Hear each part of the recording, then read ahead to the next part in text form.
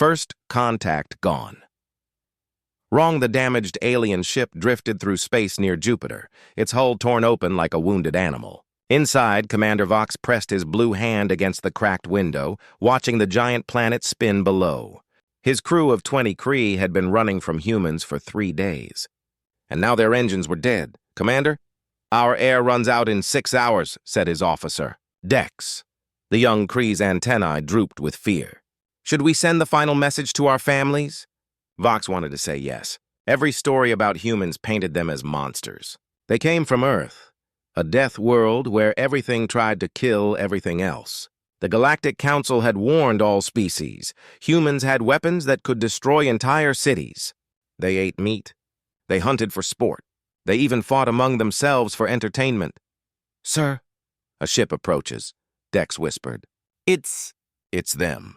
The humans." The bridge fell silent. In the corner, Pip, the youngest crew member, curled into a ball. The others grabbed whatever weapons they could find, metal pipes, broken panels, anything sharp. The human ship Pioneer was smaller than Vox expected.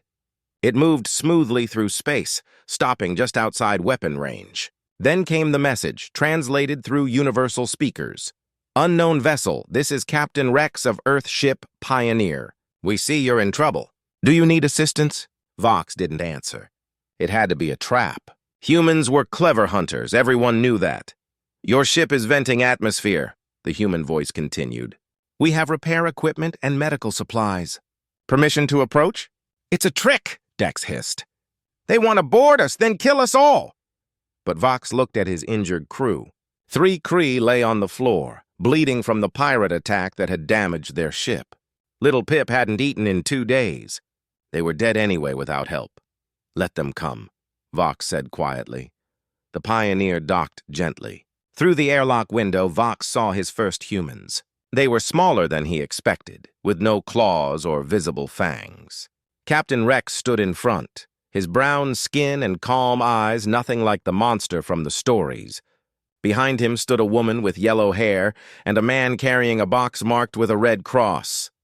"I'm Captain Rex. This is Dr. Amy and Engineer Tom. We're here to help." The airlock opened. The Kree crew attacked immediately. Dex swung his pipe at Rex's head. Another Kree threw broken glass at Amy. They screamed and fought like cornered animals, because that's what they were. But something strange happened. The humans didn't fight back. Rex caught the pipe with his hand, bleeding from the impact, but he didn't strike Dex. He just held it. "Stop! We're not here to hurt you!" Amy raised her hands as glass cut her shoulder. "Please, I'm a doctor." "Let me help your wounded." Tom dropped his tools and backed away from the Kree who charged him. "We just want to fix your ship." The fighting stopped as quickly as it started. The Kree stood confused, breathing hard, while the humans remained calm despite their injuries. "Why?" Vox asked. "Why don't you attack us?" Rex let go of the pipe and showed his empty hands. "Because you need help. That's what humans do. We help." Amy moved slowly toward the injured Kree on the floor. "May I? I promise I won't hurt them." Vox nodded, too shocked to speak. He watched the human doctor kneel beside his crew, opening her medical kit with gentle hands. She worked carefully, stopping the bleeding, giving medicine for pain. When Pip crept closer to watch, Amy smiled at him. "Hungry?" Tom asked, pulling a wrapped bar from his pocket. He offered it to Pip, who sniffed it suspiciously before taking a small bite. His antennae perked up. It tasted good. For 3 hours, the humans worked. Tom fixed the air leak while Rex helped move heavy equipment. Amy treated every injury, even using medicine from her personal supply when the ships ran out. They asked for nothing in return. "I don't understand," Vox finally said to Rex. "Everyone says humans are monsters. You come from a world where survival means killing." Rex wrapped a bandage around his cut hand. "Earth is dangerous, yes, but that taught us something important. We're stronger when we help each other. Being powerful doesn't mean being cruel." The ship's air system hummed back to life. Tom emerged from the engine room, covered in grease but smiling. Breaking through, Fear Commander Vox stood in the repaired bridge of his ship, watching the humans work. Captain Rex helped Tom carry heavy equipment, while Dr. Amy checked on the injured Kree one more time. They had been working for 6 hours straight without rest. "Why do you trust us?" Vox finally asked Rex. "We attacked you." "We could attack again." Rex wiped sweat from his forehead. "Trust has to start somewhere. Besides, you were scared. Fear makes people do things they normally wouldn't." The translation device on Vox's chest clicked and hummed as it processed the words. In the corner, young Pip shared the food bar with another Kree child, both of them watching Tom work with curious eyes. "Captain Rex," Vox said slowly, "my people believe humans are Deathworlders. Do you know what this means?" "I've heard the term," Rex replied, sitting down on a supply crate. "They say we come from a planet that's trying to kill us every day." "Not just that," Vox continued. "The Galactic Council has reports. They say humans have weapons that split atoms, that you fought wars which killed millions of your own kind, that you hunt other creatures for sport, not just food." Rex nodded sadly. "All true. We've done terrible things to each other and to our world, but we learned from those mistakes. That's why we're out here. To be better, to show that humans can grow beyond violence." Tom looked up from his work. "My grandfather fought in Earth's last great war. He used to tell me that humans are capable of great evil, but also great good. We just have to choose which one we want to be." Pip crept closer to the humans, his antennae twitching with interest. "You have families? Children?" Amy smiled and pulled out a small device, showing a picture. "This is my daughter, Lisa. She's about your age. She wants to be a scientist and study alien plants." Pip's eyes widened. "She's not trained to be a warrior?" "No," Amy laughed gently. "She's trained to be curious, kind, and helpful. Most human children are." Suddenly, the ship's communication system crackled to life. A distress signal filled the bridge, desperate voices speaking in the Kree language. Vox rushed to the controls, his blue face turning pale. "It's Colony 7, he said. "My home colony. They're under attack by Ravager pirates. 30,000 civilians are trapped there." Dex checked the navigation system. "We can't help them. Our weapons are destroyed. Our engines can barely move. By the time we arrive, it will be over." The bridge fell silent. Vox's antennae drooped as he listened to the scared voices calling for help. Children crying. Families begging for rescue. "How far is it?" Rex asked. 3 hours at maximum speed," Vox answered. "But, Commander, this is not your problem." "These are not your people." Rex stood up and activated his communicator. "Jack, warm up the Pioneer. We have a rescue mission." Vox grabbed Rex's arm. "No, you don't understand. If you help us, if you fight the Ravagers, the entire Kree fleet will know. They already think humans are dangerous. This will make you enemies of my people." "Your people are in trouble," Rex said simply. "That's all that matters right now." Tom was already packing his tools. "How many pirates are we talking about?" "The Ravagers usually travel in packs of 6 ships," Dex said. "Each one has heavy weapons. Your single ship cannot win." "We don't need to win," Rex explained. "We just need to buy time for the civilians to escape." "Amy, how many injured can we treat if we clear the cargo bay?"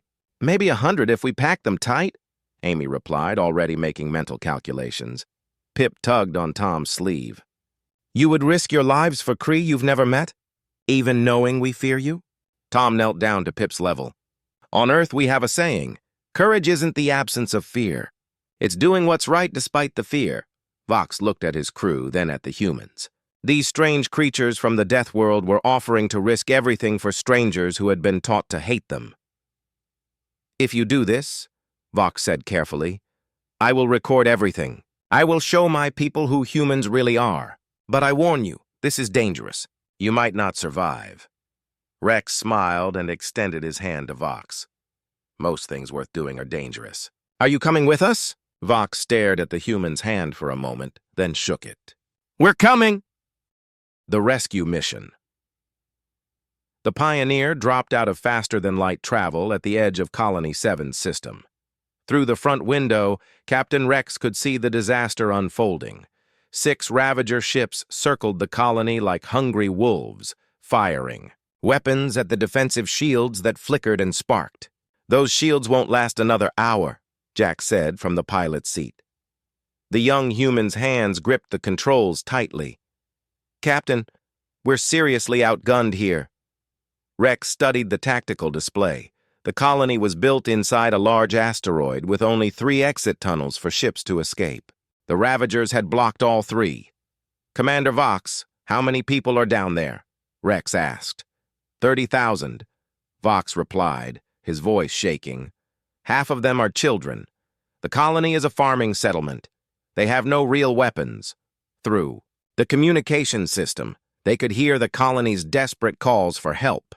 Parents begging for someone to save their children. The colony administrator trying to negotiate with pirates who only laughed in response. All right, here's the plan, Rex announced. Jack, you're going to take the Pioneer and make a lot of noise. Get their attention, make them chase you. Tom, Amy, and I will take a shuttle to the surface with Vox and help evacuate civilians through the emergency tunnels. That's suicide, Dex protested. The moment they see you, all 6 ships will attack. Jack grinned. Then I better fly really fast. I've outrun worse things than pirates back home. Ever try to escape a tornado in Kansas? Tom was already loading medical supplies into the shuttle.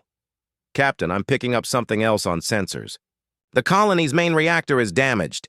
If it explodes, it'll take half the asteroid with it. Can you fix it? Rex asked.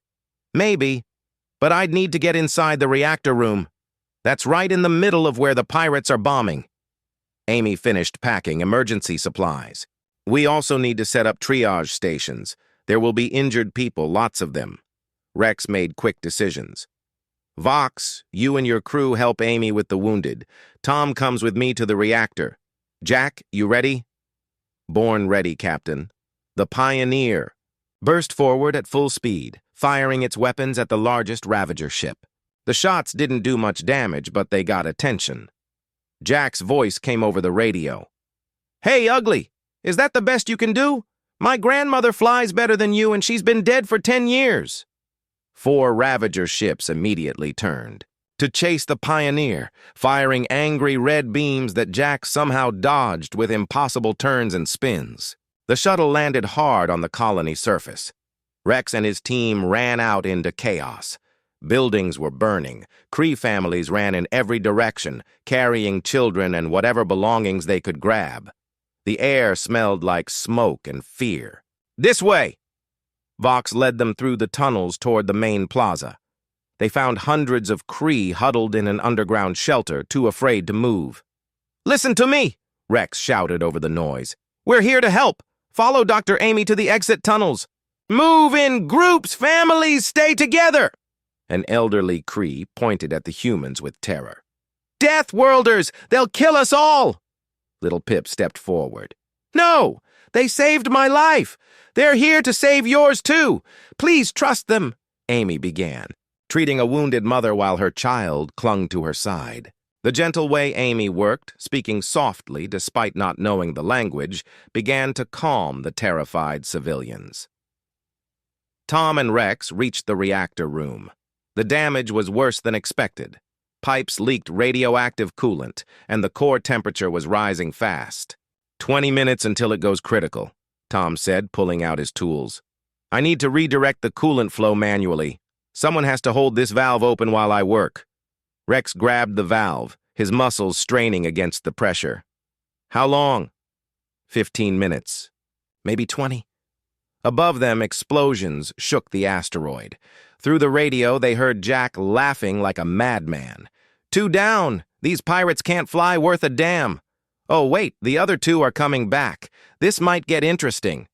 In the shelter, Amy worked on patient after patient. Vox watched her save a Cree child who had stopped breathing, bringing him back with careful chest compressions. The child's mother sobbed and grabbed Amy's hands, speaking rapid words of thanks. The first tunnel is clear, Dex reported. 5,000 evacuated so far. Tom's hands flew over the reactor controls, sweat dripping down his face from the heat. Almost there, Captain. Just hold on. Rex's arms burned from the effort, but he didn't let go. Behind them, more Cree families ran past, heading for safety. Sacrifice and trust. Jack's voice crackled through the radio, no longer laughing.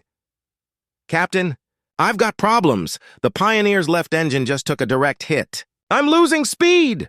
Rex still held the reactor valve while Tom worked frantically on the controls. His arms shook from the strain. How much longer, Tom? 5 minutes. Just 5 more minutes. Above them, the colony shook as more bombs fell. Through the communication system, they heard the Ravager leader's cruel voice. Surrender the humans, and we might let some of you live. In the evacuation tunnel, Amy had set up a medical station. Wounded Kree lay everywhere, burned, bleeding, crying in pain. She was running out of supplies, using torn clothing as bandages. Dr. Amy, Vox said urgently, the third tunnel is blocked. 3,000 Kree are trapped there, including a school full of children. Amy looked at her dwindling medical supplies, then at the wounded who still needed help. Dex, take over here. Keep pressure on wounds. Give water to anyone who can drink. She grabbed an emergency kit and ran toward the blocked tunnel. The scene at the third tunnel was devastating. A Ravager bomb had collapsed the entrance. Behind, the rubble, they could hear children crying and teachers trying to keep them calm. The air was running out. Tom's voice came over radio. Reactor's stable! Getting out now! But as Rex and Tom ran from the reactor room, another explosion rocked the colony. A support beam crashed down, pinning Tom's leg to the ground. Go! Tom shouted. Get to the shuttle. Not without you. Rex grabbed the beam, trying to lift it. It wouldn't budge. At the blocked tunnel, Amy found emergency cutting equipment. Stand back. She began cutting through the debris, sparks flying. Through a small hole, she could see dozens of young Kree pressed against the rubble, their eyes wide with fear. It's okay, Amy called to them. We're getting you out. One of the teachers inside shouted back, The air is almost gone. Please hurry. Jack's situation grew worse by the second. Captain, I've lost weapons. The pirates are closing in. I can't shake them much longer. The Ravager leader broadcast again. Human ship, surrender now or be destroyed. Jack looked at his damaged controls, then at the colony below where thousands were still evacuating. He made his choice. Hey, pirate scum! You want me? Come and get me! He turned the Pioneer straight toward the Ravager command ship. Jack, no! Rex shouted into his radio. Someone has to keep them busy, Captain. Save those people. That's an order from your pilot. In the reactor room, Vox and 3 of his crew had arrived. Together, they managed to lift the beam off Tom's leg. Rex carried the injured engineer while Vox helped them escape. They could hear the reactor beginning to whine. Tom's fix was holding, but barely. Amy finally broke through to the trapped children. The young Kree poured out, gasping for air. Some were so small they had to be carried. The teachers, exhausted and terrified, stared at the human woman who had saved them. Deathworlder? One teacher asked. Just human, Amy replied, picking up a crying child. Young Pip appeared with dozens of other Kree. We came to help. Without being asked, they formed chains, passing children to safety, working alongside the humans. Above the colony, Jack's damaged ship spun wildly toward the Ravager command vessel. At the last second, he hit the escape pod button. The Pioneer slammed into the pirate ship, both exploding in a ball of fire. Jack's beacon is active, Tom called out through gritted teeth, his leg badly hurt. He's alive, but his pod is drifting toward the planet's gravity well. Rex had to make a choice, save Jack or finish the evacuation, but Commander Vox stepped forward. My ship still flies barely. Dex, take 5 crew and rescue the human pilot. We won't let him die. Commander, Dex protested, if you trust them that much, I do. Vox handed Rex his personal command tablet. Captain Rex, these are the defense codes for our remaining weapons. You command both our peoples now. Rex took the tablet, understanding the weight of Vox's trust. No Kree had ever given command authority to another species, let alone to a feared Deathworlder. Working together, humans and Kree managed to drive off the remaining pirates. The colony's automated defenses, now under Rex's control, fired with deadly accuracy. The Ravagers, seeing their command ship destroyed and facing organized resistance, fled into deep space. 28,000 evacuated, Amy reported, exhausted but still standing. Tom needs surgery soon. Jack's pod is secured, Dex radioed. The human is injured but alive, he says. He says to tell you the pirates can't fly worth a damn. New understanding. The Kree fleet arrived like thunder. 12 massive warships dropping out of faster-than-light travel. Admiral Tor stood on the bridge of his flagship, staring at the reports in disbelief. A single human ship had fought 6 Ravager vessels. The colony was saved. And somehow Commander Vox had given command codes to a Death Worlder. "Bring me the humans," Admiral Tor ordered, in chains. But when his soldiers reached the colony, they found something unexpected.